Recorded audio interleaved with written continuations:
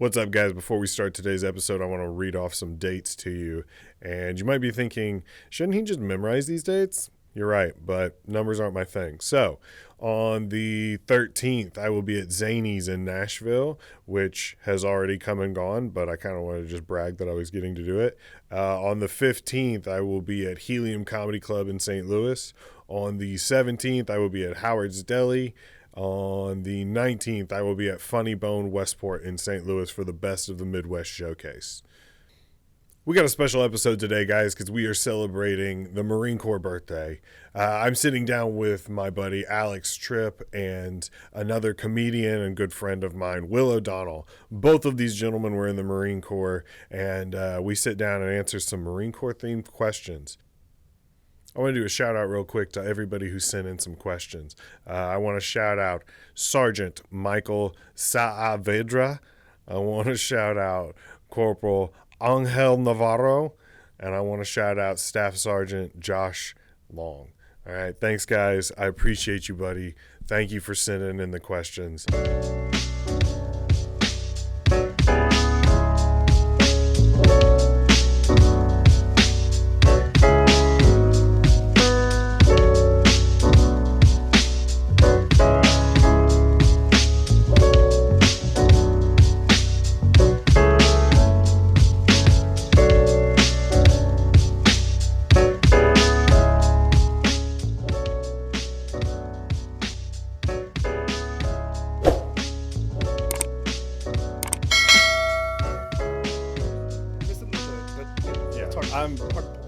I'm going to immediately have to cut all of that out because I open with stealing someone else's material.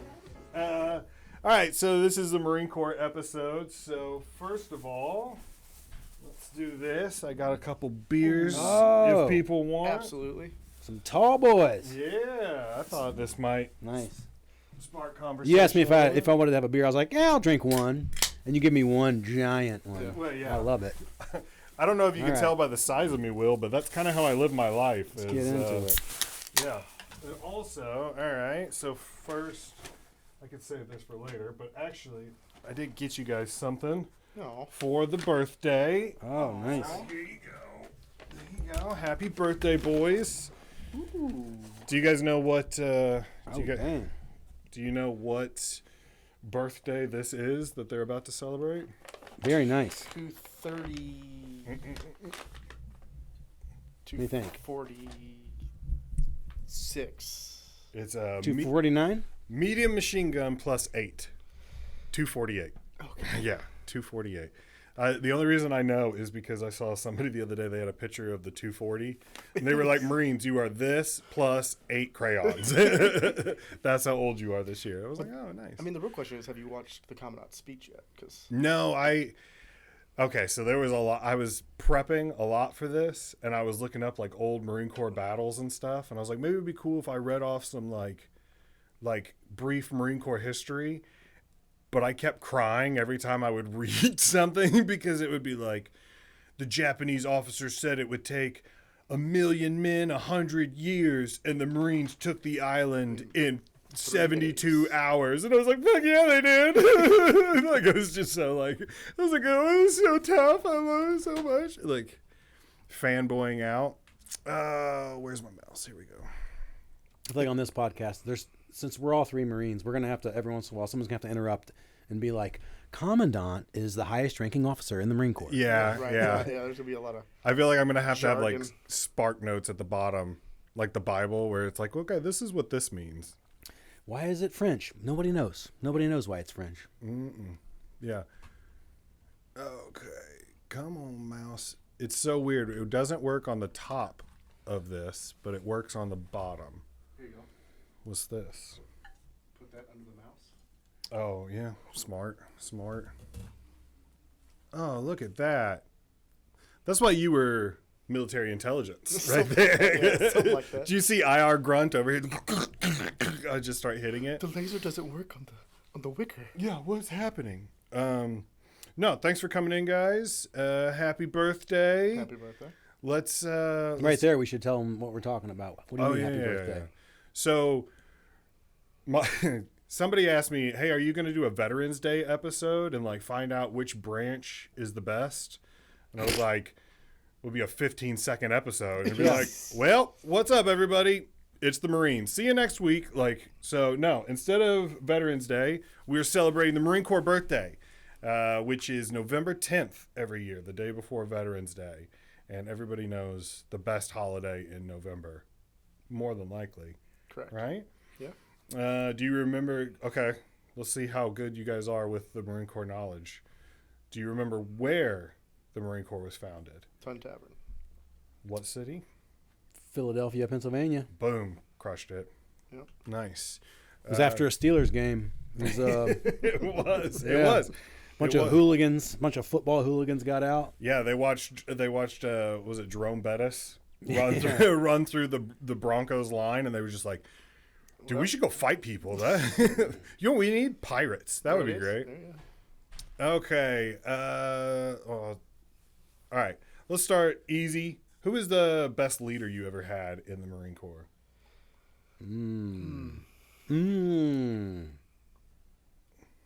I got to go with a good one. I served briefly under this guy named Major Doug Zembeck, R.I.P. All right. He died in Iraq. He was a bad mofo. Yeah. He was he had an insane physical fitness regimen. It was legendary. He wrestled at the Naval Academy and was, I guess, a total badass wrestler. And then he joined the Marine Corps, and we called him Captain America because he was like the comic book Marine. You know what I mean? Like, Yeah. he just was like, I was born to be a military officer. I was born to go to war. You know what I mean? And then he died in Iraq. And then he did. He did. Wow. He was R.I.P. working. He was a badass too. He was stacking bodies for the CIA at the time. Oh, nice. We didn't find that out until later, right? Yeah. Obviously, but a couple years later, that's how. That's how you found out. Yeah. Oh, no. We were like, because it was real mysterious. We were like, how did he get killed? Because he was a commander of like a grunt unit in Fallujah, and then a couple years later, he ended up dying. And we're like, how the hell does a lieutenant colonel die? Well, because he was like carrying a weapon, like kicking doors. You know what I mean? Like doing some black ops cool shit. Nice. Some secret squirrel type sneak behind enemy lines Yeah, type stuff. some black helicopter shit. That sounds like, oh, man. I mean, I don't have anything that impressive. I would say my best leader was Master Sergeant Brown. So I was a little different than you guys. I was not infantry. I wasn't infantry either. Yeah, that's what I thought. I thought we were probably all should three start with different. that. What Yeah, did- yeah. what did- My primary most was signals intelligence. okay, same.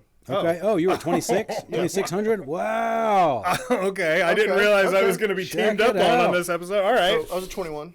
You were 2621? Yeah. So was I. Holy shit. Oh, really? I didn't You know know that. how unlikely that is? Yeah. That is a rare, weird Yes, MOS. It is. It's very weird. Even to meet another 2600 is Yes. weird. To meet another 2621?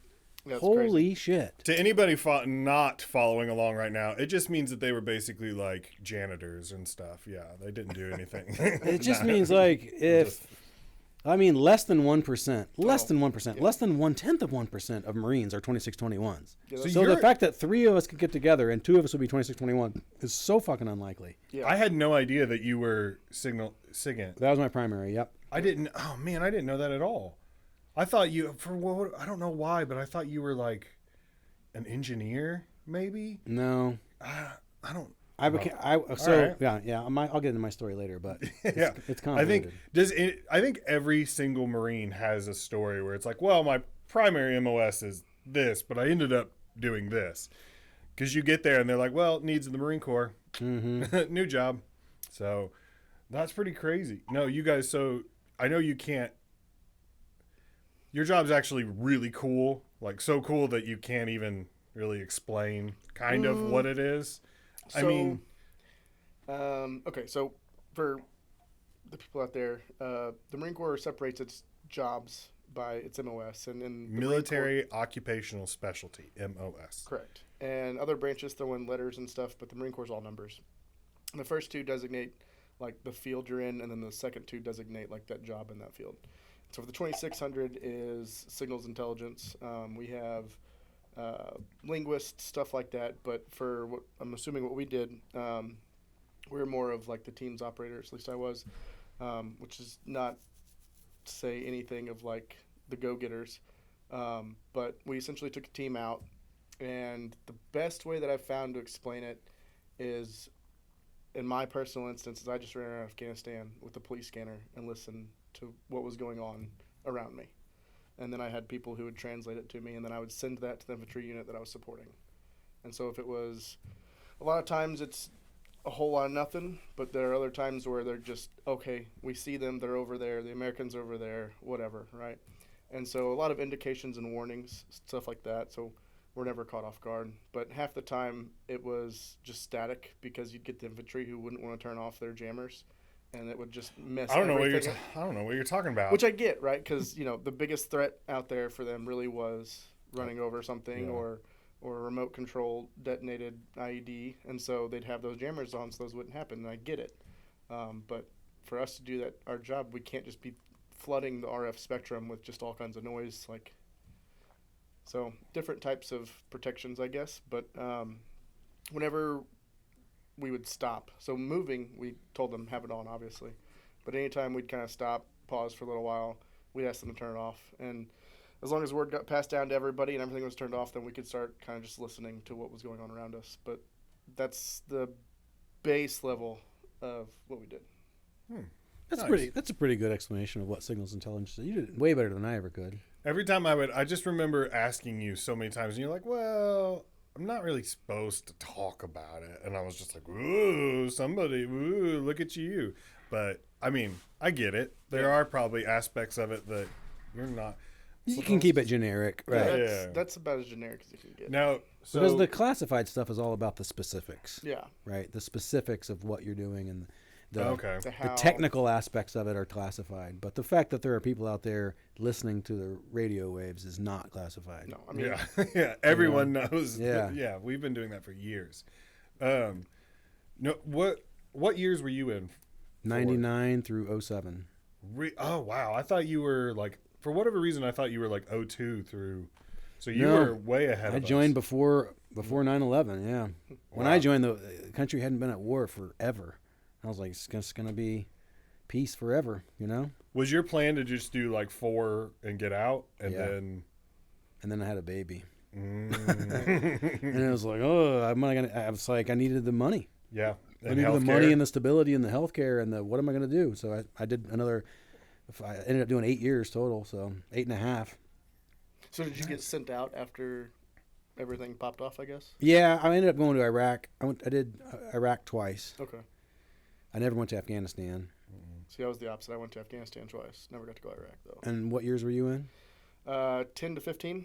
Oh wow. Yep, I was 10 to 16. Yeah. So We, that's crazy. You were, so, man. That must have. So what was it like pre 9/11? Because all of my pretty great. like all of my staff NCOs were basically your peer group.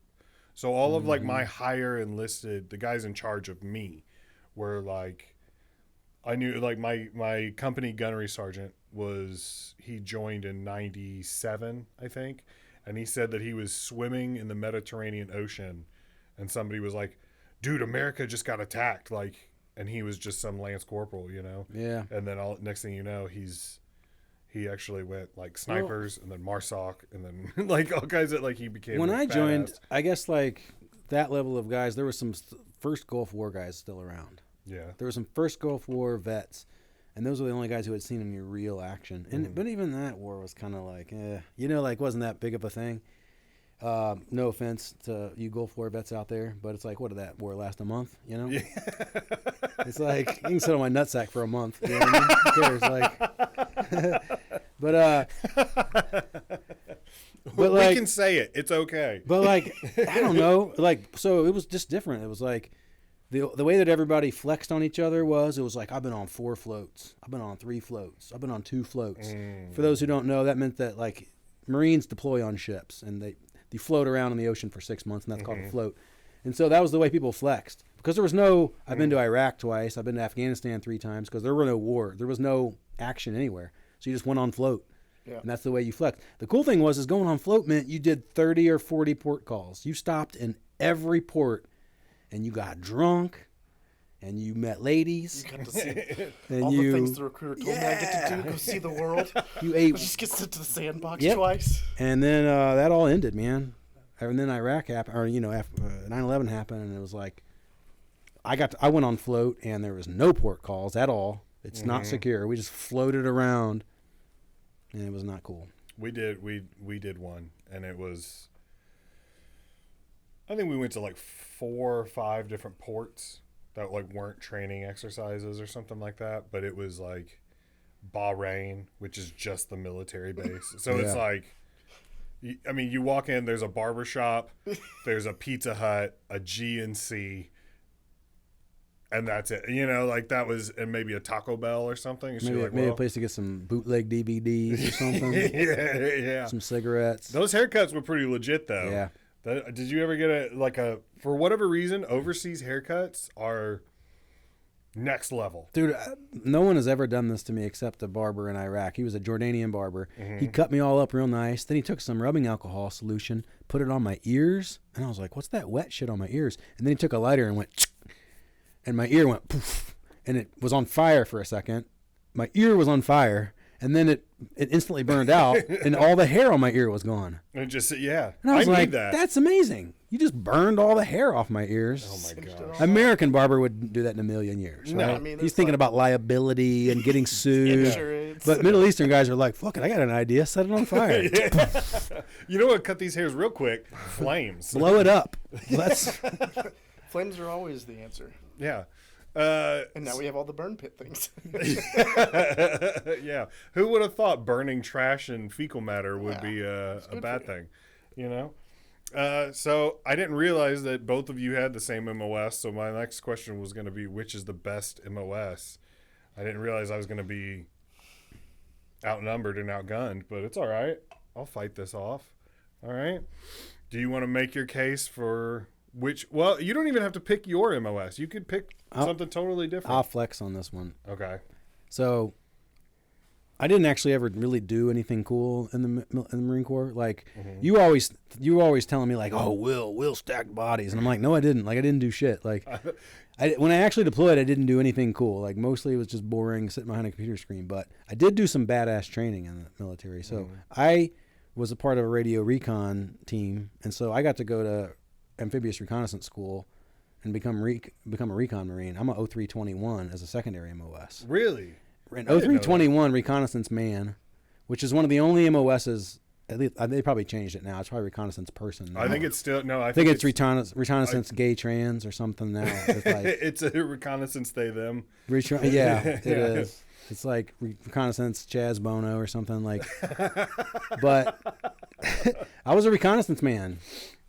Nice. I didn't know that, man. Yeah, I didn't- 0321. Why? I don't know why we've never talked about. I've known him. I know. 6 years, and I've never want. It was just like, We're oh, like you were those. the Marines. We're right? like those Yeah. old veterans. Like we don't. I don't want to talk about it. Yeah, whatever. All right, I don't me care. neither. Someone thanks you for your service. You're like, I don't know what. All right. Yeah. Yeah, Thanks. cool. Thanks. Yeah. When I picked up those bottles of whiskey, shout out. I think I don't remember what the distillery is called. I think it's 630. Is that what it says? That is Still 630. Still 630 in downtown St. Louis. Shout them out. Very nice. The whiskey is called Rally Point. Maple something. Oh yeah, Rally Point. I didn't even recognize Rally that. Point. Yeah, that's why That's I picked some it up. It seemed like I was like, oh, military this thing. kind of fits, you know. Yeah. But the guy was super cool in there, and he was like, oh, I'm gonna give you a 10% hero discount. And I was like, I'd almost rather just pay full price, man. Like, you know. Something weird. Do you like asking for military discounts? I do occasionally. I like getting military discounts. Yeah. I'll take that 10% at Lowe's all day. Yeah. Yeah, I have to do it at Lowe's. Kelly makes me do it. That's Lowe's significant, and Home man. Depot, because like you just do it through the app. I spent a lot of money at Lowe's, and like when you go in there and make a major purchase, like I bought $1,200 worth of flooring, and they take $120 off the top of that. It's like, whew, that's nice. Yeah, that's nice. Although I did go to Lowe's the other day, and you know they have they'll have 4 spots out front that are for veterans only. Yeah. They had one of the spots all blocked off, and it's like, in honor of Veterans Day, we support our veterans by blocking off the parking space. So it's like, come on, guys. Come like, on. how about just have all the parking spaces open? And Yeah, speaking of ridiculous thing, I saw an ad today for Paramount Plus, and it was like in honor of Veterans Day, where they had uploaded like 40 new war movies, and one of them was like G.I. Joe. You know, like it had The Rock like holding a 50 cal machine gun, like Right. shoot, and stuff. And it's like, oh, is this free? Like, if you're a veteran, can you have a free weekend? And it's like, no, you still have to pay for everything. We just put war movies on because, Cool. you know, Yeah. it's like, oh, thanks guys, we appreciate You it. better at least put Major Payne on there, like greatest war movie of all time, greatest military movie of all time. Oh my gosh, I'm so glad you said that. Wait for a couple. Oh, okay, here we go. Yeah. Okay, we'll come back to some of Yeah, these. Let's those are get into it. All right. Those are good. First of all, best Marine Corps recruit depot. San Diego. I mean, San Diego. Yeah, that's I mean, open and Fuck shut. yeah, dude. Oh, fair, dude, in the unanimous. comments right now, people are going to be like, but the sand fleas, the Unanimous. sand fleas. Bleh. Guess what? You guys don't have hills. You don't have anything. You don't have humidity. You don't have, San Diego doesn't have it. But you know what San Diego does have, which I think is really downplayed for the psychological warfare The aspect? planes leaving every 5 minutes. Not just the planes leaving the airport that you have to sit there and watch take off, but they have that one plane with the Cheetahs Strip Club banner that just circles the entire depot. So for 3 months, you're just like, you're just standing there like looking at a picture of like a seductive girl on a banner flying through the sky. And it's San Diego strip clubs. It's not North Carolina trailer trash meth head strip clubs. These are San Diego. So you know it's like top shelf. A certain level of quality there. Yes. Yeah. So I feel like we should give some context to the East Coast, West Coast for our listeners. I mean, maybe. Yeah. If you're on the East Coast, if you're anywhere east of the Mississippi, you go to Paris Island. And if you're west of the South Mississippi, Carolina. you go to San Diego. And San Diego's just, it makes better Marines. And there's not really any argument. You can't really argue any other way. I just love doing that because I know. Because he knows there is a tremendous argument. You're just like, there's no argument. You're There's like, actually, no argument. There's, that's the biggest argument. No, I mean, let me guess. What they're going to bring up that story about? Well, that drill instructor marched recruits around in the swamp, and 4 of them got eaten by alligators. And it's like, okay, that was one bad story 150 years ago. Did you guys ever hear a story of San Diego Marines, MCRD San Diego Marines going to a Padres game? Have you ever heard of recruits going to a Padres game? Yes. I've heard of it. Yeah, It's real. yeah. I went to a Padres game. You went to a Padres game? Went to a Padres game. I didn't go in boot camp, but there was a Sunday I went after I graduated. It was like a couple years afterwards, and there was a platoon from boot camp in the stands. But I mean, as high up as you can go, and as Nosebleeds. far like into the corner as you can go. So they all got free tickets, but they weren't allowed to sit by anybody. They all had to stand there and like in uniform and like just like it was the most miserable. I was like, good. I don't think civilians can appreciate how big of a deal it is to go to a Padres game in boot camp. Like, you don't get to do anything in boot camp. You don't get to sit down and rest and take 5 seconds to yourself. Like, every second of the day is regimented, right? Every moment, like, they're even like, ready, pray, ready, sleep. Yeah. You know, it's like every second. And then one day, they just sprung it on us. They go, all right, get your Charlies on. We're leaving in 30 minutes to go to a Padres game. And we're like, what? And we put our Charlies on. We marched outside and we got on a freaking bus and they drove us to a Padres game. And it was like such culture shock. Yeah, And we sat down, we watched the whole fucking game. And then they put us back on the bus and they took us back to boot camp like nothing had happened. And I didn't tell anyone for a long time. Like, I was embarrassed. Oh yeah. I went to A school and I get wouldn't it. tell anyone. I had guys be like, dude, I heard some bullshit about people going to a Padres game. That's not real. And I was like, yeah, it's probably not real. Yeah, I don't. No, I don't know. It's so weird that like you almost downplay anything good that happens to you because you feel like Because it doesn't fit the narrative at all. You're like, how hard was the Marine Corps boot camp? Like, oh, well, there's this one part we went to a Padres game. People are like, that sounds pretty nice. You're like, no, you don't understand. It was this total anomaly. It didn't make any sense. that was like 4 nice hours out of 3 hard months. Like Right, that's because it's such a like boot camp in and of itself is such a culture shock because you get there and the first week is just processing, right? So you're getting all your shots, you're getting your haircut, you put all the stuff that you brought with you into a box and you'll get it in 3 months, and everything is laid out to you like by the 5-minute mark. But that first week before you get put into your actual platoon, you're just like cattle getting processed, Mm-hmm. and it's such a culture shock. And then from then on, it's just you're told what to do, when to do it, and how to do it. And it is tough in the beginning, but then like 3 years, 4 years down the road, when you're like in the middle of Afghanistan or wherever, you're like, I could go back to boot camp today. It's like it would be the easiest thing in the world Yeah. because it's just like Mm-hmm.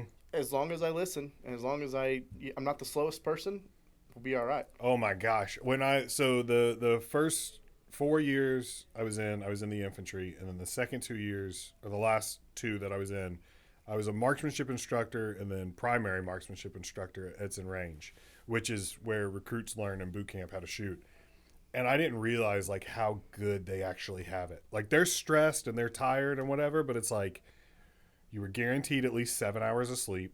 You know, you might have to wake up in the middle to stand an hour of fire watch, but it was inside. And so, you know, and then 3 square meals a day, like showers every night like that. And I was like, man, you I guys don't know really if you talk about don't. the showers because I mean, it's still a shower. You know what I mean? yeah, I went, technically it was. what still was a the shower. longest period of time you went without a shower? I bet it was longer than a recruit. That's a good point. Yeah. And you talking about how like deprived they are of everything. I don't know if it was like this when you guys were in, but like peanut butter was like a reward. Oh, It was like a special treat that recruits would just lose their minds over. Like when I was at Edson training recruits, there were so many that were just. My wife didn't understand why I always said like, oh man, these kids this week are stupid. She's like, why are you calling them kids? They're all like 19, 20 years old. And I'm like, because if you met them, they are children. Like they are teenagers, you know? I had one recruit who told me he told time by peanut butter. He's like, he had like this weird lisp, and you're not allowed to say your name or whatever. You have to say this recruit. Right. And so he would be like, this recruit use peanut butter to tell time, sir. This recruit wake up in the morning, eat peanut butter at breakfast. This recruit wait. This recruit eat peanut butter again, lunchtime. This recruit eat peanut butter for a third time, about time to go to bed. This recruit loves peanut butter. Like that. And that was just like his whole thing. And so for years I was just like, oh, this recruit wants peanut butter. Like that. Like, I would like when I was like trying to get them to shoot and stuff, I'm like, if you guys fill out your data book, I'll get you guys peanut butter. And they'd be like, oh, they get so excited for just this little like It's the like MRE cheapest packet? brand peanut butter. Yeah. it's like a ketchup packet of peanut butter, but it's like Yeah. It's just a little bit longer. It's like just like the tiniest little tube of Yeah. the grossest, grainiest peanut butter you can imagine, and they would lose their minds for it. And it was my favorite treat to give out. Like if we had a recruit who stole some from the chow hall. Like he brought it back yeah, and got caught, Oh. and the entire platoon got IT'd, yeah. and so we all hated that guy. IT is interval training, or Individual training. individual training, intensive training.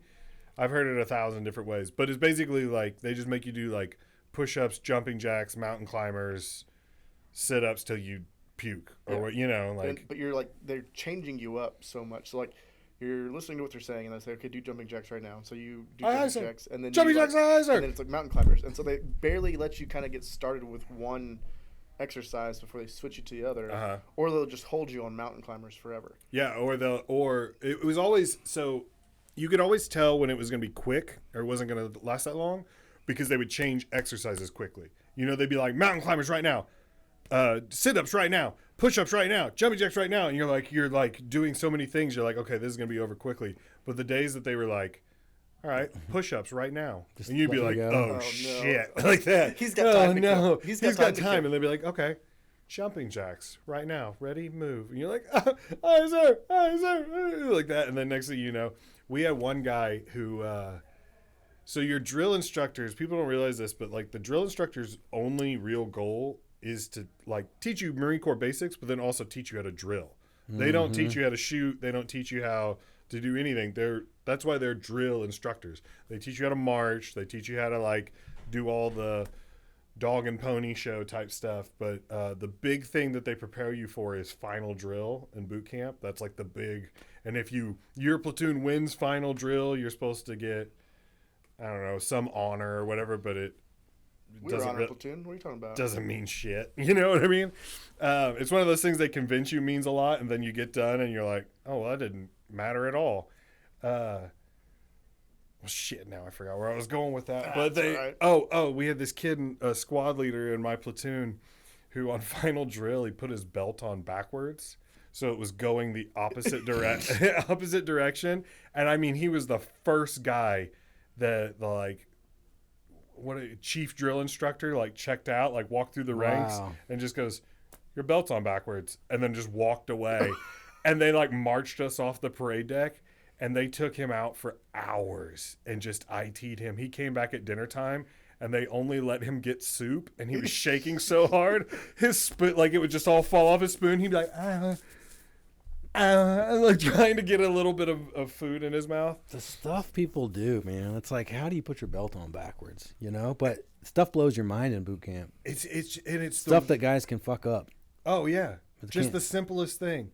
It was the worst when you get to the fleet, and then you would get a fresh crop of boots, and they were so dumb, and you would just be like, "Where's your rifle?" And they'd be like, I don't know, Lance Corporal. And you're like, how do you lose your rifle? You just we're all gonna get in trouble for this. I don't know. Okay, hang on. I got a story because I think there was one time where I got UIT'd. You definitely did. Okay. So some backstory. Eric and I go way back a long time. Ended up marrying my cousin, and he left for boot camp 6 weeks before I did, and then I went to boot camp. So we were there for 6 weeks, kind of together. And then I was there for 6 weeks after he graduated. Roundabouts, right? Yep. And you don't really get to see each other much. Sundays, occasionally, we would go to church, and we'd find each other and sit next to each other for that 45 minutes. I would sneak into your platoon. Yeah. Because if you're in boot camp, there's different phases. And so you were a first phase recruit, where his blouse was buttoned all the way up to the collar. And I was a third phase recruit, so I could dress kind of more like a Marine, but I would button my shit up and unblouse my boots and sneak into his platoon just to sit with him. At church and on Sunday, you're talking about? Yeah. The only time that you have any kind of freedom at all. Did you? Yeah. Even if you're not religious, people went to church because it was just just the only time that you could relax the entire week. What was that song they played? Oh, I can hear it, but I don't know what it's called. I remember everybody arms in arms, just everybody knew the movements to it. Yeah. It was the weirdest thing where it just kept going through. Days of Elijah. That's what it is. Yep. Crushed it. I don't know why. So, I was missing a tooth at the time. My front tooth got knocked out when I was younger playing baseball, and so I had a retainer that had a tooth on it. I lost that the second day of boot camp because they make you eat chow real quick, right? They're there, you're yelling at you. There's a lot of things going on. I take my retainer out to eat, put it on a tray. I'm eating. They're yelling at me. I get up. I put it in a little conveyor belt. I walk out, and I'm just it's gone. Oh no! Lose all composure. I go up to my drill instructor. It's I just lost my retainer, and he. I saw a blood vessel burst, and then he just was about to get. He's like, "Wait, what did you say?" And I was like, "I lost my retainer," and I just kind of smiled at him because it's his front tooth, right? Yeah. And he's like, "Oh my this God." one right here. And so he runs in and tries to find it, and it's gone. So they sent me to dental or whatever. But for all of boot camp, I had they shave your head, so bald, really skinny because you're not really eating very well. I had what we affectionately call the BCGs on, just Coke bottle glasses. The birth control glasses. They are the ugliest thing in the world. And no front tooth. I was a sight. And so we were... I can picture it. So anywhere you go in boot camp, they march you there, right? And so there's streets. And so if you have to go down to the drill, you'll march down there, and then you'll drill for a little bit. You'll come back. All that good stuff. But it's kind of they're driving these platoons down the street.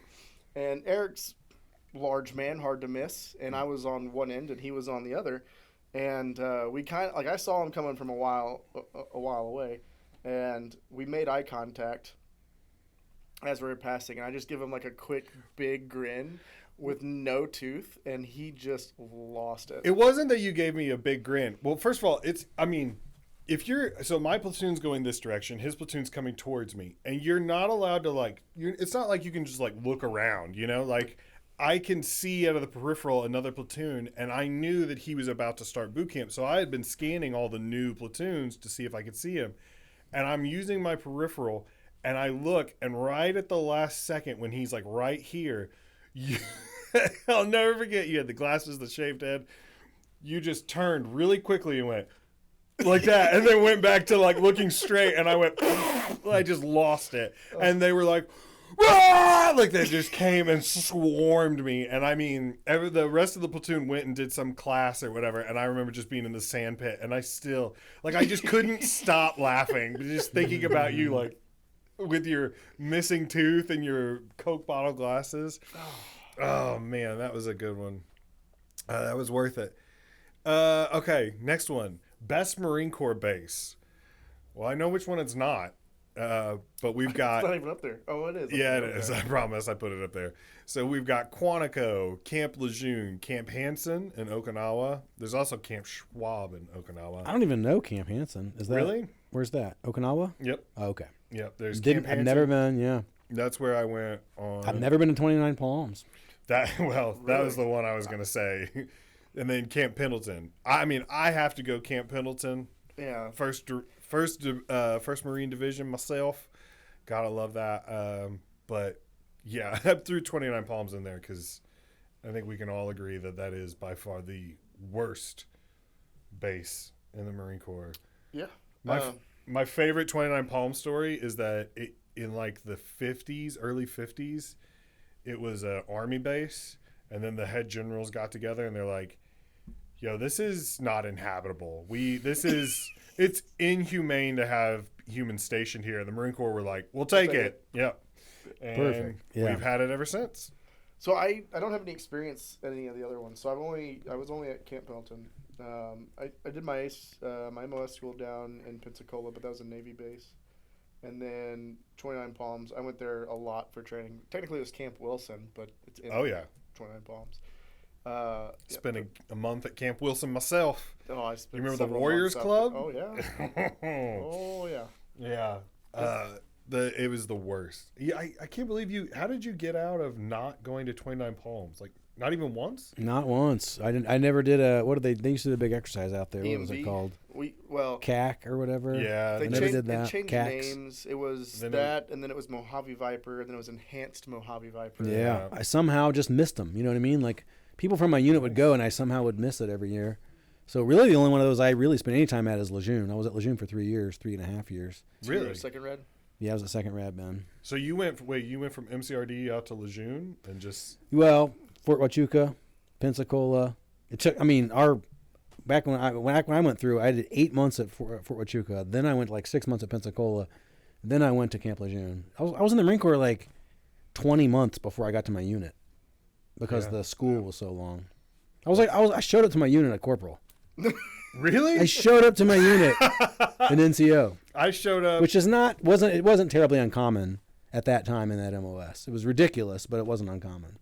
I might have even still been a private when I showed up to my unit.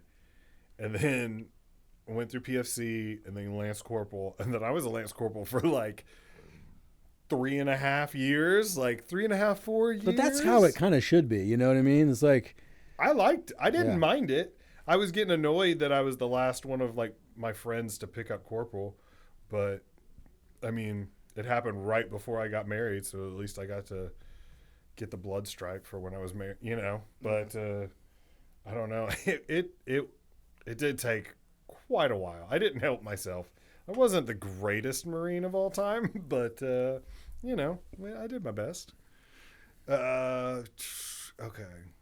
Oh, now you were in tricolor camis, right? Yeah. I was in the old Woodlands. I forgot about that. I should have put a copy of that in there. I got to go deserts though for the best camis. Mm-hmm. I mean, there was nothing better than the way the cami, especially with the rolled sleeves. Yeah. Those desert digitals look pretty sharp. They look pretty sharp. Yeah. You can get it. I mean, they don't wear them anymore, do they? I think it's the digis. I think they wear Woodlands all year now. What? They still roll the sleeves, but I don't think they switch to deserts in the summer like we used to. They roll the sleeves in the. I guess that makes sense. You guys rolled sleeves in woodlands, Oh yeah, right? yeah. Yeah. You sleeved up and sleeves down. We had one color. We had the old woodlands. Yeah. What I call woodlands is the old tricolor or whatever. Yeah. And you went sleeves up, sleeve down, and that was it. And then these came out, and there's two different colors, and then the suede boots, and I had the shiny boots, and Oh, okay. Yeah, we had the suede boots. I was gonna put what company was like. What are the best boots? Oh, You know, damn it. really? I was gonna go Bates Lights. I But never then had those. Then I realized. Then I was thinking about it. And I'm like, Will might have been in before. Back in the old core. Yeah, the Yeah. old core with the old breed over here. the old Fucking- shiny jungle boots. That's what I like. Freaking Eugene Sledge over here. No, I. The only problem with these is that there were definitely like 4 different shades of cami. So like when you bought like a blouse and trousers, you would have to really They make wouldn't sure quite match. you'd Yeah. have to double check, and if you were too far off, man, they would light you up about it. I remember my first platoon sergeant was a gunny, and he had just gotten out of the drill field, and man, he hated like mismatched camis is what he would call it. And you're just like, these are brand new. I just bought these. What do you mean they're mismatched? Like, Tell the manufacturer to Yeah, get I'm some like- goddamn consistency. Well, the Yeah, best for these though was that, and I think it maybe because we just wore the deserts more, but you get to the point where you wash them and wear them down so much, so it's like They the fade. pajama panties. panties. The pajama. Yeah. Yeah, so they're like they get really really soft, Uh-huh. and they're just like super comfortable. Yeah. But they also start to fade, and so after a while, people will be like, "Hey, you can't wear those anymore." I Yeah. always blew the crotch out. Oh yeah. Did you blow? Was that a problem with the old? No, I always had tons of room in the crotch. Tons, lots, very spacious. No, I did too, but it was the leg width. If I took a step too far, Oh. you just hear it, and you're like, Oh, I had a couple pairs that had just like they would tear at the seam going down the middle. oh yeah. So it was my little AC vent, dude. Keep stuff cool down there. I would try to get away with wearing them for as long as I could because I'm like, well, these will just be field camis. Yeah. And then and then they started cracking down. This is how I could tell the war was winding down because they're like, there's no difference between field camis and garrison camis, and I'm like, well, that's not true at all. Like, yeah, I'm not gonna whatever. It's like, well, there wouldn't be if you weren't so like tough on how we wear the stuff. We when we're had- back at base. On our first deployment, our company first sergeant he was recon, right? And I think you can probably verify this, but if you're recon and you make it to that first sergeant, master sergeant level, you're supposed to go master sergeant so you can stay with your unit, you know what I mean? Or at least that's kind of the impression that we were given, but he chose first sergeant, which is definitely more of like an admin and logistics type position. And man, he showed up and he was so cool. Like he would unblouse his boots and he'd walk around with no skivvy shirt. And, like he was just like, he had like a mane of chest hair and stuff. And everybody's like, oh, this guy's legit. This guy's a war fighter. Within like 3 weeks, you weren't allowed to go anywhere unless you were in like your chucks. You weren't like, it was insane. Like he made us bring our like service uniforms on deployment, and he would like do uniform inspections on deployment. And you're like, what are we doing? Why are we doing this? This is insane, And he was so big on like haircuts and everything. And it's like, what happened to you? Who hurt you? Who hurt you, First Sergeant? Remember the days when we used to. First sergeant, for the listeners, first sergeant's like your principal, right? Like they're the ones you get sent to if you do something you're not supposed to. They're the ones you're supposed to like, make sure the rules are followed to the T and all that good stuff. That's one of the hardest things to explain ever. When people are like, so when you were in the military, were you like in charge of people? And you're like, There's different levels to it. I mean, Right. Yeah. yes, there were people that reported to me, but I also had 15 bosses. So 15 layers of bosses. yeah. So it's like, okay, was I in charge? Like Sort of raking leaves? Yes. Yeah. Of making sure Lance Corporal so-and-so cleaned his room. Yeah. yeah. Let's yeah. talk about field day. That's a fun one. I could talk about field day for hours. So field day is for us, it was every Thursday. And it's basically, the Marine Corps wants you to keep clean room and all that good stuff, right? So they have grown men form up outside their barracks to go clean their room for an hour, 2 hours, whatever it is, and the barracks, like the common areas and all that good stuff. And then the next morning, they have other grown men go through those rooms to see if they're clean or not. And if it's not clean enough, guess what you're doing Friday night? Is you're re-cleaning your room.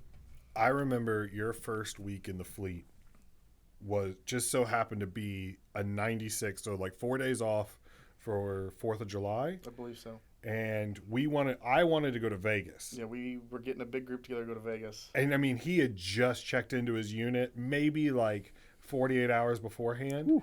And I was like, dude, don't tell him you plan on going to Vegas this weekend. Don't do it. Just don't. It's going to cause problems. They don't trust you yet. They don't know you. Just say you're going to stay local.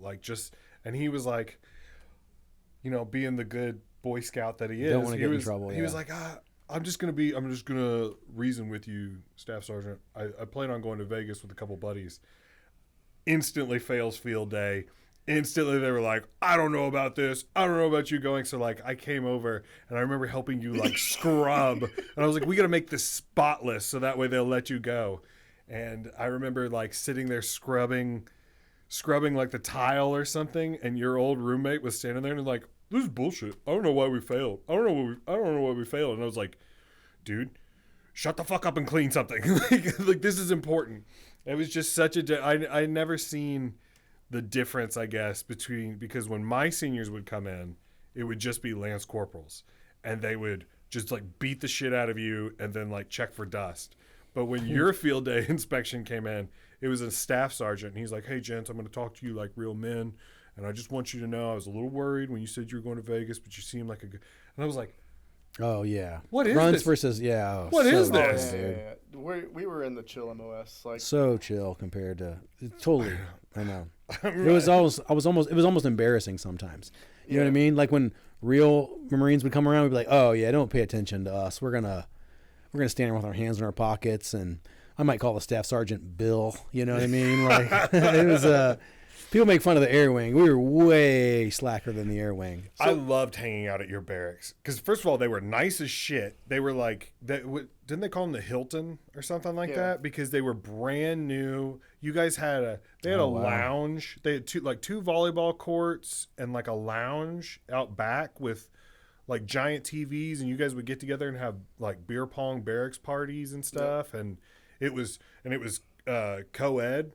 So, I mean, there were female Marines there, too. And, I mean, I'd never even seen a female Marine. And it's just so much different than our barracks, which were just the most run down, black mold. Should have been condemned. Yeah, well, I mean, some of them were. When I came back from Japan, Kelly and I were married, but she didn't live in California. So I didn't qualify for base housing, but they wouldn't let me stay in the barracks with the single guys. So they made us stay in these, old squad bays, which is probably what you were just used to. but these squad bays had been condemned. They actually pulled down the caution tape on the doors before we moved in. And here we are. There were dead birds in the bathrooms and stuff like that. I mean, it was just one bathroom for a whole 30 dudes. Black mold coming out looking like Stranger Things. Yeah. It looked like what's that, Venom from Spider-Man? Yeah, it was pretty insane. Oh shit, what have I done? Ooh. Oh, I mean, how's that even a question? Well, I was gonna say, which one's best, the officer dress blues or the enlisted dress blues? I was always jealous of the officer dress blues. I gotta give it to. I think ours are better.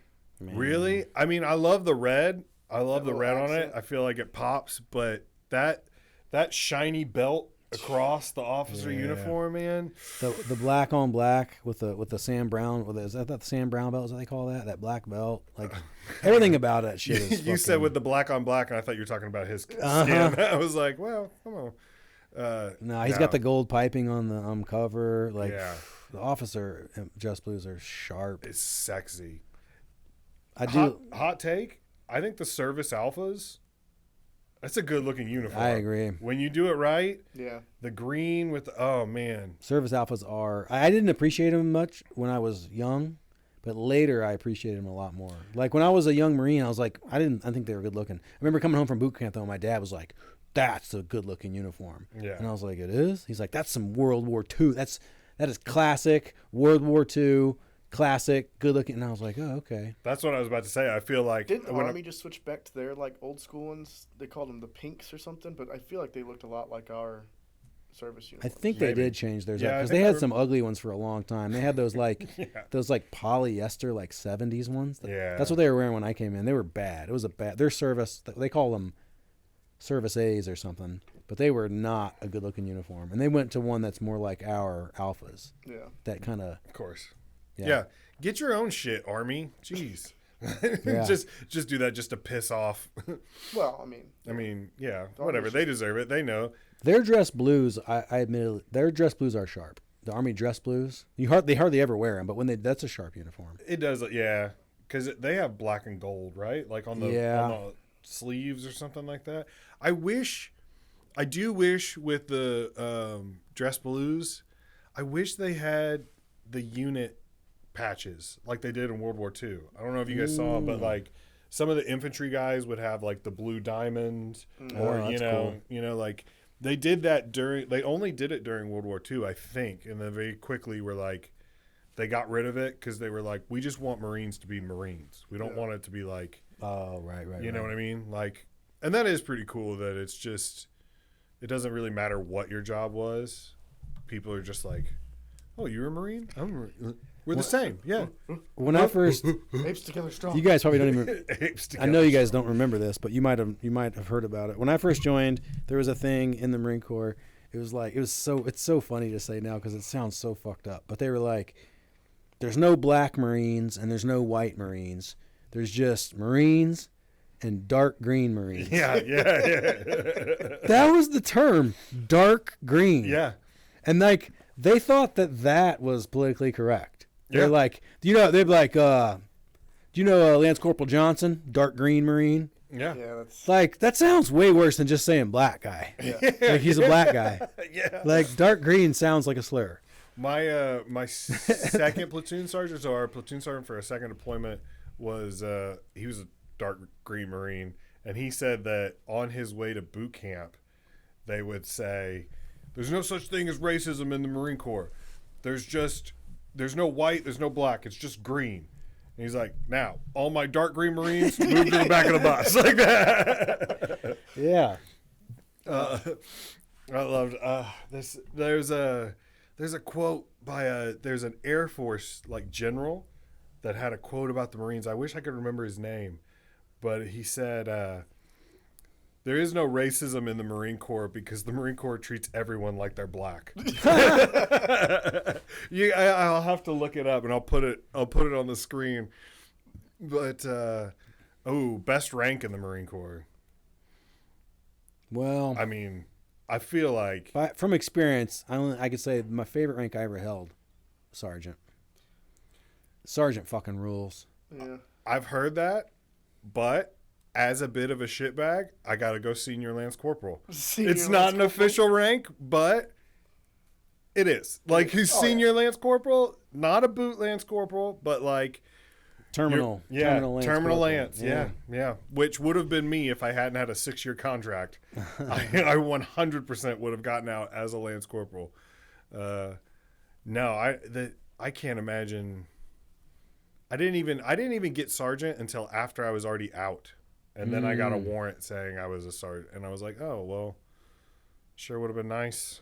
Where did you get those rank insignias? Yeah, Those from like the I know, yeah. 1800s or something? I was trying to Google. Funky. Yeah, they are weird. That's why when I first looked It looks at like them, AI made them or something. You're like, show me Marine Corps ranks. Just They're like, something- sort of close. yeah, it's kind of good. The officer ones all look right, but Yeah. the enlisted ones look Yeah, weird. it's because they've got that like, they're not rounded. They're kind of like pointed at the bottom. yeah. And the chevrons aren't. Like the Lance Corporal Sharp one's enough. the only one that looks. yeah. Yeah, that's the only one that looks normal. All the others look like they were like. What did you think about? I don't know if they had this discussion while you were in, but they talked about it for a while. When I was in, they were going to get rid of the cross rifles unless you were infantry. What? And then the commandant was like, "No, fuck that. Yeah. Every Marine's a rifleman. Yeah. Everybody gets it." And I It's was so like, funny. The infantry always wants to separate themselves from everybody, and I sort of understand why. You know what I mean? They're like, fucking look at how bad our lives suck. Yeah, and then you go to you got the 26 first rad bin, and they're sitting down like sipping coffee during field day, and I'm like, what are you doing? Like there were times where I almost shit my pants because I didn't want to use the bathroom before we got it inspected for field day, and I'm like, I'm about to go shit in the woods or something because I was terrified. I was terrified. They're no longer in those barracks. They kicked them out. Really? Yeah, they moved them to. I'm not sure which ones, but some older ones. I don't know why it happened, but I was talking to somebody. So I've got friends who either just got out or are still in, both. But they were saying that First Rad moved to a different barracks, and then one of my buddies got out like a year or two ago because he noticed that all of his junior Marines, they all were born after 9/11, and they just didn't quite have that same like something. You know, they weren't GWAT. You know what I mean? Yeah. So that's not cool. What do you think about that when you see somebody who's not like some of the comedians we know were born after 9/11, and you're just like, it makes me just feel ancient. Yeah, I don't know. It's so weird in comedy because I don't know. If I had stayed in the Marine Corps, how old would I feel? Because in the Marine Corps, I'm 42, and like in the civilian war, 42 is whatever. But in the Marine Corps, that's an old guy. Like ancient. That's like I would have been eligible to retire at 38. Yeah. So if I was still in, I'd be like an E9. I'd be like an E9 who was still hanging around. You know? Yeah. Probably. That's so old to You're be just 42. riding it out, trying to get that pension. So, but in the Marine, I don't know. So I don't. Comedy, everybody treats me like I'm old. I guess I just always forget that I'm so old. I forget that I'm like, older I'm 42. too. I'm like, I'm about the same age as you guys. You're like, no, I'm 28. I'm 29. I'm like, okay, I am significantly older. I always feel like there's that age that everyone has in their head that's how they feel. That's how old they feel. Yeah. Always. Like Yeah. I'm 25. 25. About Yeah, I was about to 25. say, yeah, 26, 25. 28, somewhere in there. I Right feel at the year my son was born. That was when I was like, yeah, this is kind of where I think. I guess that's where I stopped changing. Yeah, that's where I stopped trying to be a better person. I don't know. No, one thing that I've been doing recently is that's been talking about like World War III starting is I like to go up to like Gaffigan, Hayes, James Boucher, stuff like that, and be like, "Oh, you guys are so getting drafted. You guys are." And I was like, "Don't worry, war is not as bad as everybody says. You guys are gonna have fun. You guys are gonna have fun." And then like trying to tell them what MOSs they'll hold, and I'm like, "You guys are gonna laugh, but Gieselman will definitely be in charge of all of you." You know, he's an engineer, and it's just like this kind of like semi-awkward kind of dude, and he's like, "Oh, he's 100% going to be in charge." And I told Alex Hayes that they're just going to let him find IEDs with a hammer, like just go out there and hit shit until it blows up. Go stomp around. Yeah. Okay. You'll find it. Okay. All right. Best Marine of all time. Oh, let's see if I can name them left or right. Okay. All right. That That first one, once I say it, you're gonna be like, "Oh yeah." That is. Damn it! I know who it is, and I can't think of it. One of only 2 Marines to win 2 Medals of Honor. He started as a private, and I believe he retired as a general. I got it. I think I got it. It's not Smedley. Nope. Oh, he's on the right. Yep, he's over here. Yeah.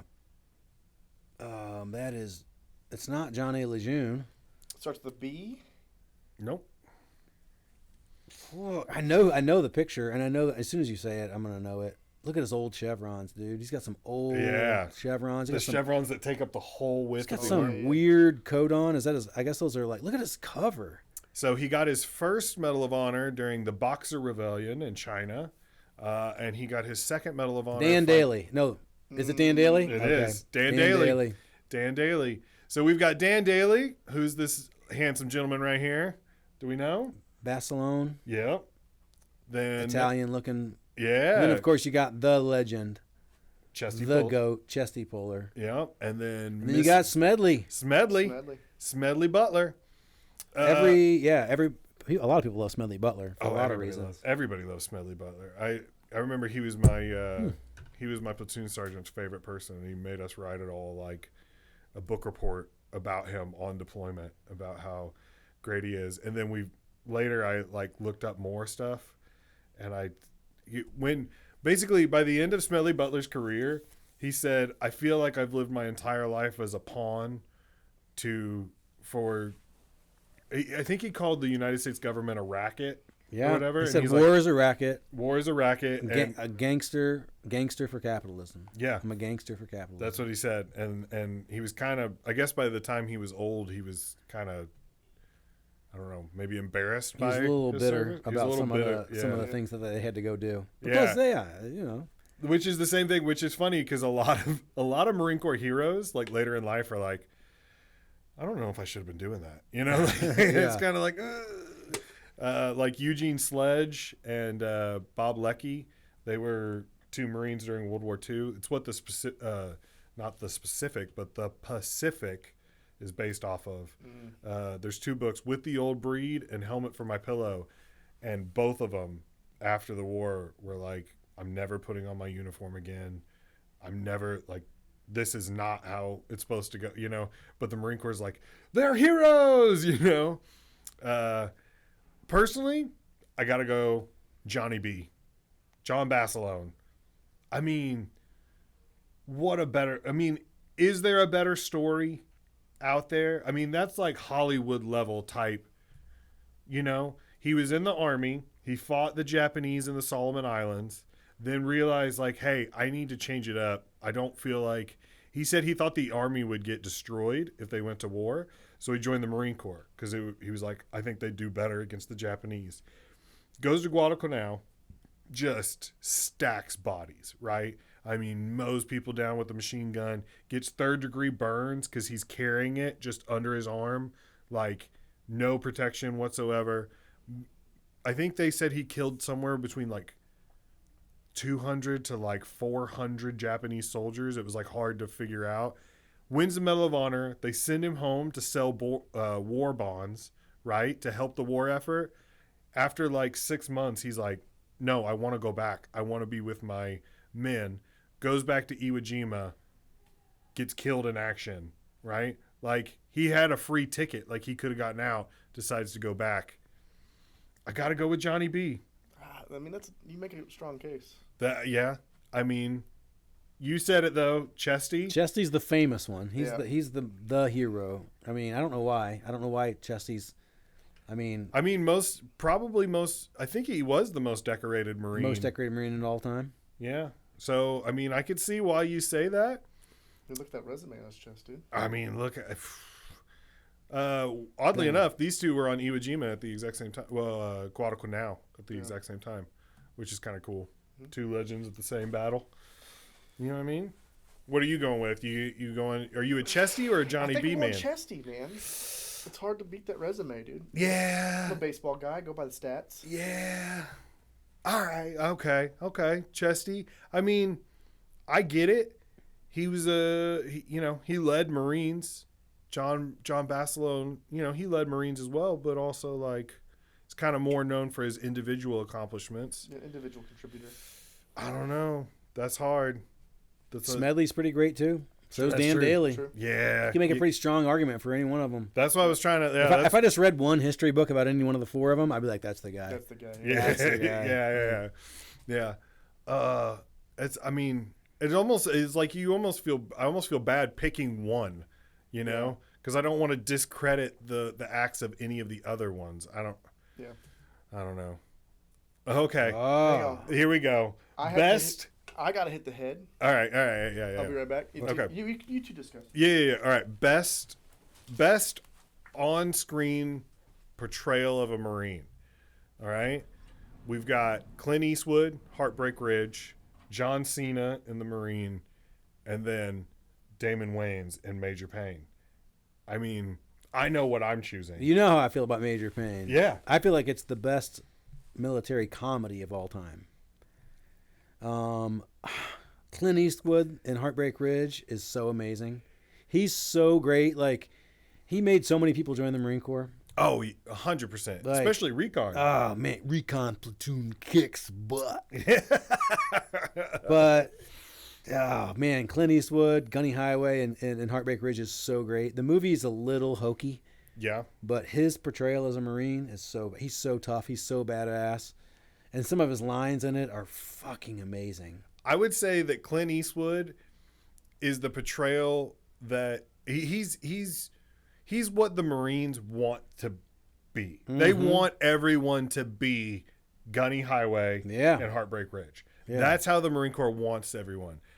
I would say the majority of Marines are probably closer to Major Payne. Though, you know? Major Benson, Winifred Payne.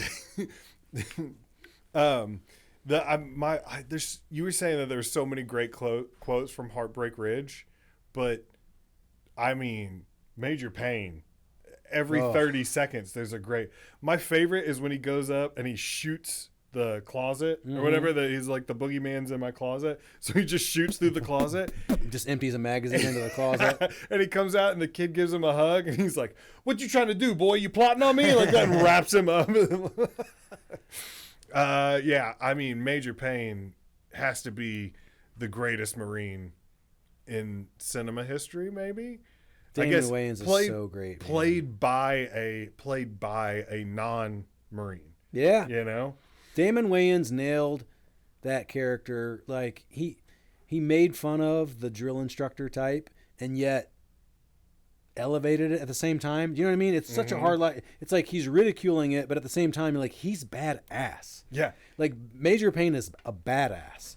But he says the funniest things. Like, oh, it's such a good movie.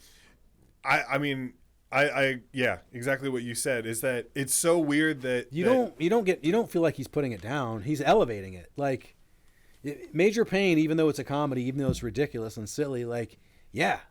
My drill instructors would quote Major Payne sometimes. Like, if I was getting IT'd, there was times where my senior drill instructor would be like, 1 tubby, 2 tubby, like that. And honestly, I didn't even know what he was saying until after I got out of boot camp. And someone was like, "Let's watch Major Payne." And I was like, "Oh, okay." And they said it, and I'm like, that's what he was doing? If I would have known that, I would have laughed so hard. Like, I mean, okay, can we just pause for a second? And the disrespect to Ermy. You didn't even put Full Metal Jacket up there. No. These are actors that are not Marines. To be fair, though, he was not. He was a Marine. He was, and then became an actor. Rank that. No, he was a staff sergeant, and then they promoted him meritoriously to gunny because of his portrayal in the movie. Trust me, I've been studying Marine Corps knowledge the last 3 days. Okay, I've been trying to keep, cross the T's and dot the lowercase J's. I'm trying to make sure everything. See, here we go. Okay. Now, best famous Marines. Wait a minute. Who the hell is bottom left corner? Hold on. We'll get there. All right. So we're gonna start. So we've got Drew Carey, obviously. We've got Arlie Ermy, as you pointed out. Rob Riggle, who's a lieutenant colonel. Actually, he's probably in during the same time you were in. Yeah. Shaggy. Yeah, Shaggy was a Marine. Ted Williams. Yeah. One of the greatest baseball players of all time, who gave up the last 4 or 5 years. 2 or 3 years of his career. Not the last. He went to war and came back. But some might say his peak. He put up absurd numbers. Went to war for a couple of years, then came back and put up absurd numbers. His peak. He gave up his peak years to fucking fly a jet. Did you know that he was recruited, or he was drafted for Korea, but it was towards the end of Korea, and so he never actually deployed. The war ended while he was still in training. Goes back to playing baseball. 8 years later, what was it that they started up? Oh, I forgot what it was, but they pulled him back. And he's like, "I haven't flown a plane in 8 years." And they're like, "Well, you can just come and be on the Marine Corps baseball team if you want to." And he was like, "No, I want to fight. I want to fly." And flew, I think it was 64 combat missions. Wow. Just next level guy. All right. And then, of course, my favorite, John Wayne Bobbitt, who, if you don't know, cheated on his wife. She cut off his penis, threw it out the window on a highway.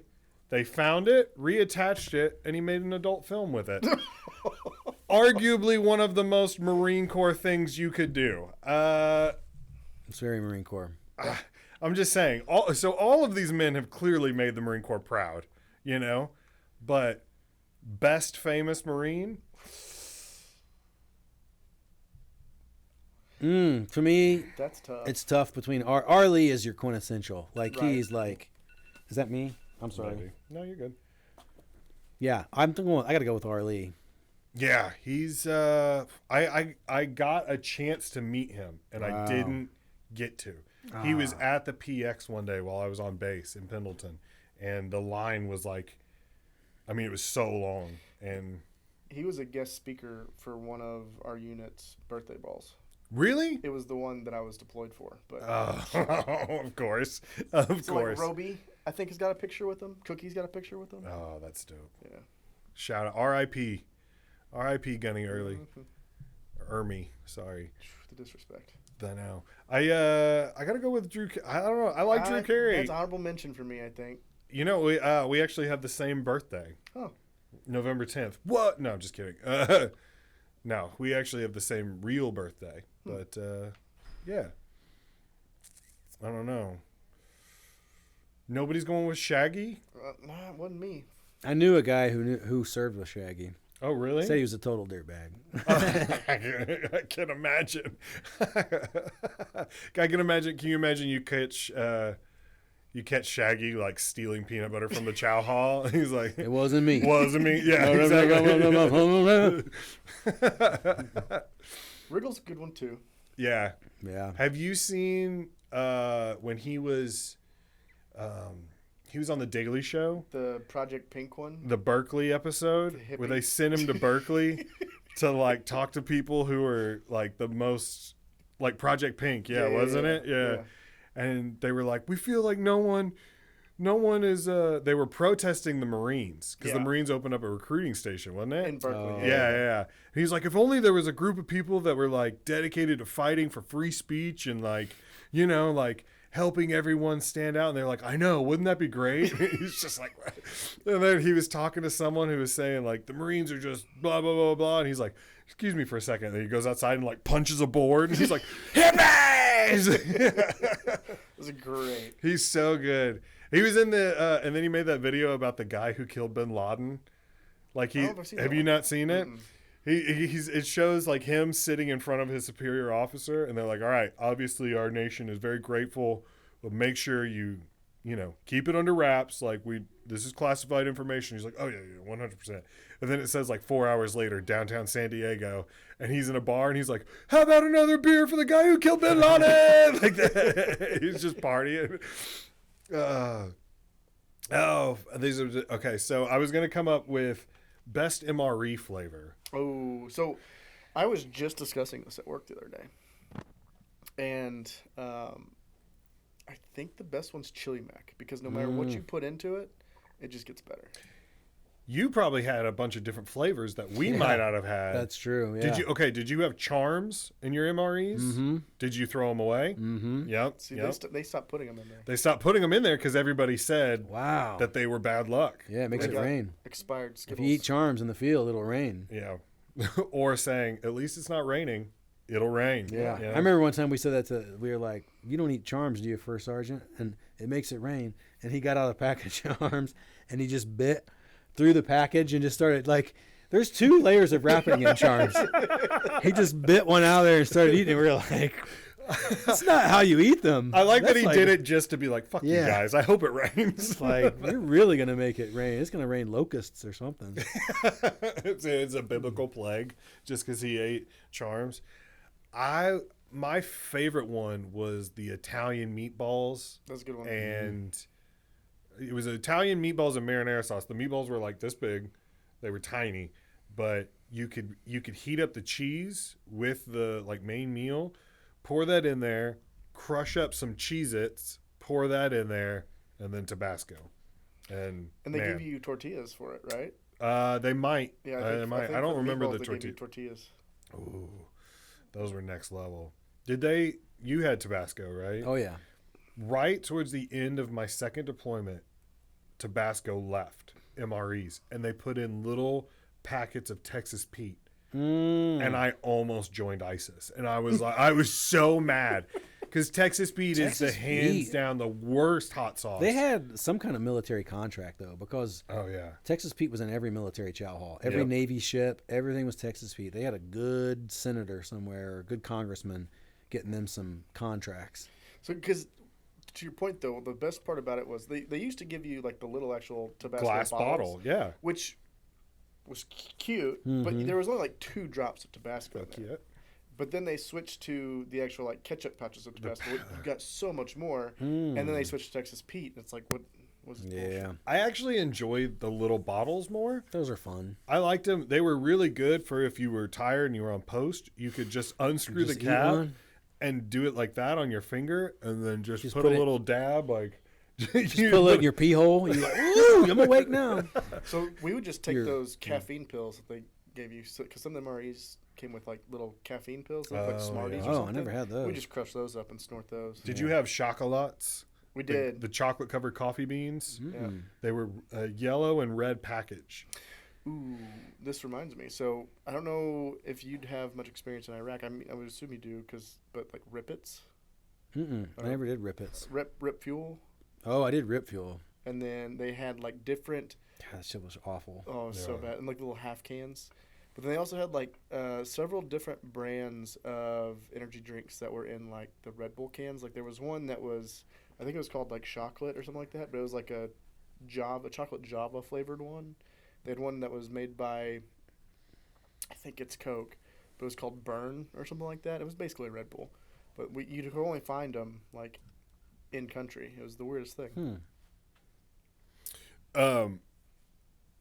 No, I never had any of those. I just the only like foreign drink that I remember was in the Pacific, like South Pacific Islands and stuff like that.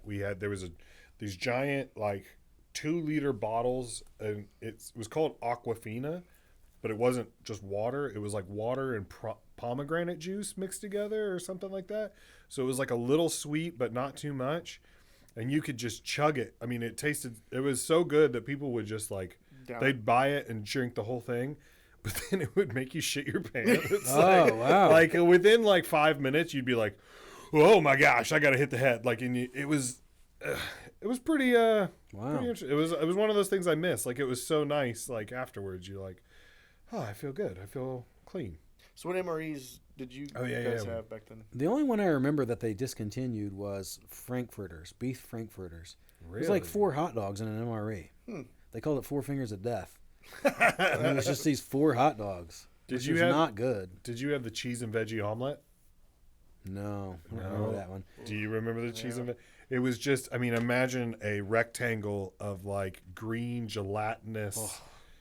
They said it was eggs, but it was eggs that don't expire for 20 years. So, and it was the most disgusting. And when there were 2 field ops when I was a boot where we were gone for over 5 days, and they gave me all of the cheesy and veggie omelet ones. It came with like the most like snacks and stuff. Like it came with like a marble pound cake or whatever. So it wasn't like unedible, impossible, but still you would definitely take a bite and be like, Country Captain Chicken was the grossest one I remember. Country See, I Captain didn't have Chicken. that one. No, we didn't have Yeah, that. they changed them up a lot over the years. When I first started, there was like 8 MREs, They have a pizza one now. and Yeah, I never got that one. there was just like 8, and then there were 12, and then there were 16, and then they just like flipped over the whole thing. And Because there was like two menus.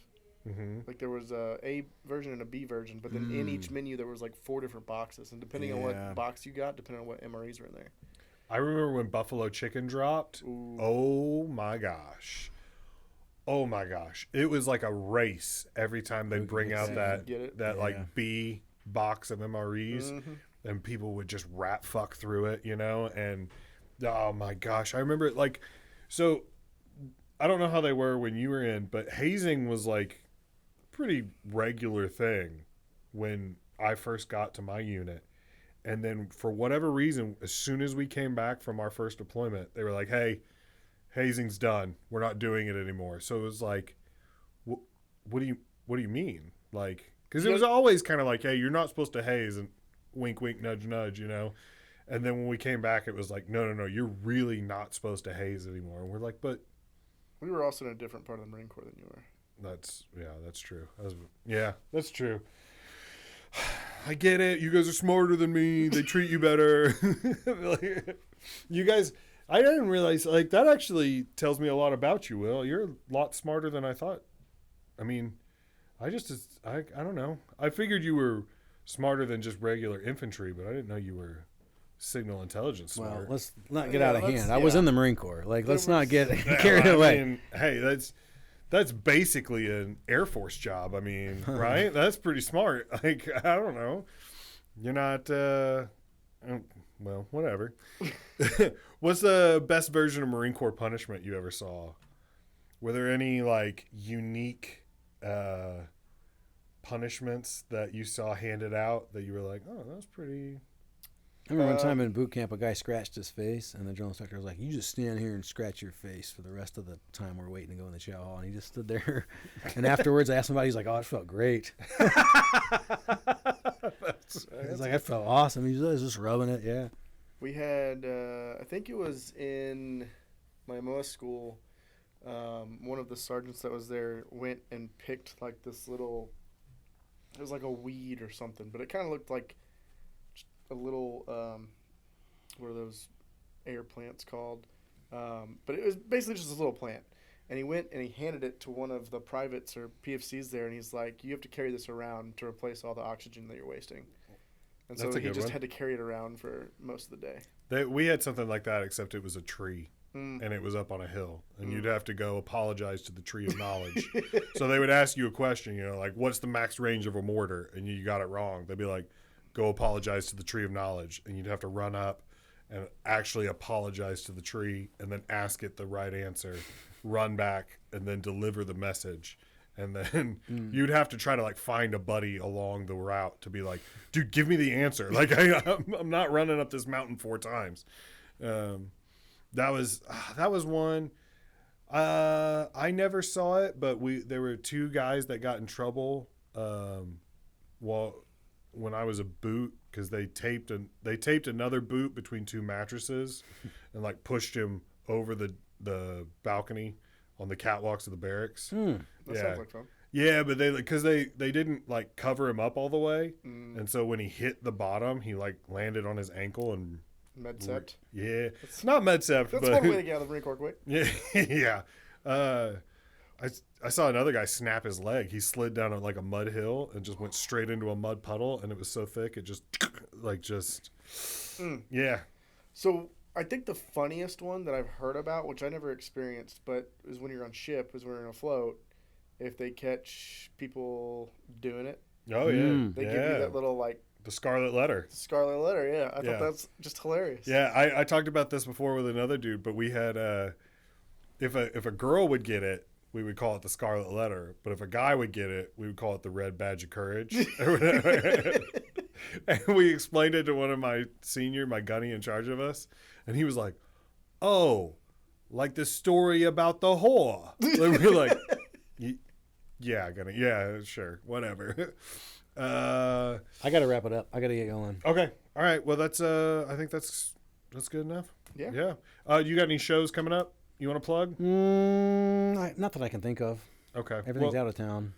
That's fine. If you think of any, just text me, because I always film an intro afterwards. Okay. Whatever. Yeah. So Alex, Will, thanks so much for coming out. Happy birthday, guys. Enjoy the whiskey.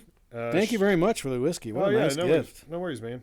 I didn't know if you were a whiskey guy or not, but I just assumed. I was like, well, it's called Rally Point. And I'm going to chug it on the 10th. You know what I mean? For the core. I'm going to take it, just fucking see how much of this thing I can crush for old Chesty. All right. Yeah. Okay. Thanks so much, guys. I appreciate it. Happy birthday, Marines. All right. We'll see you guys next week. Bye.